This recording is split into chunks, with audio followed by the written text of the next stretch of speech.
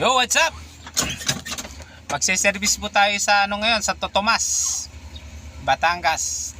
At meron po tayong isang truck doon na ang Pangargay Eagle. Sumabog po yung sumabog ang gulong at sumabog ang hose ng yan.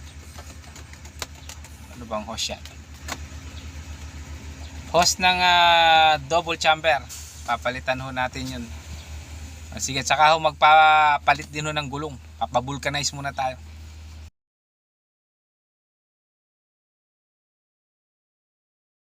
So what's up? Nandito na tayo sa Magnificon sa Santo Tomas, Batangas.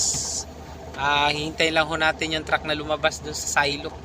Dito tayo sa parking lot nila. Ayan. Parking lot. Parking lot nila yan. Yan na ho yung natin, yung truck natin. Yan ho yung papalitan ng gulong at saka ayusin ho yung hose ng niya, ng chamber kasi sumabog. Nadami ng pagsabog ng gulong. Ayan, yan ang gulong ha. Papalitan ho natin ni Reo. Ayan, mga ka-service mechanic, yan yun. Sumabog. Sumabog. Ayan po ang ating magiting na driver. Papalito tayo ng gulong at saka magpapalit tayo ng mga hose. Ayan, yung mga hose na yan. Ayan, ayan. Yung mahaba. Ayan. Ito ay. Nakawi lang namin sa isang bulb eh. Ayan. Pinapalitan na po natin ng hose. Ayan. Kaya nakawi lang sa isang bulb.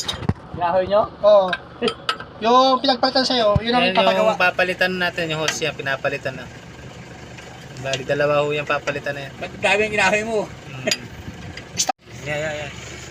I mean po eh. Andito tayo sa Magnificon. Ito po yung garahe ng Magnificon. Ayan po yung mga silo. Ano no?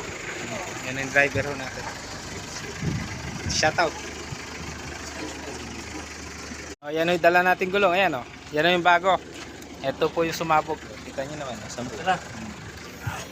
Kakarga na ho natin. Ayan.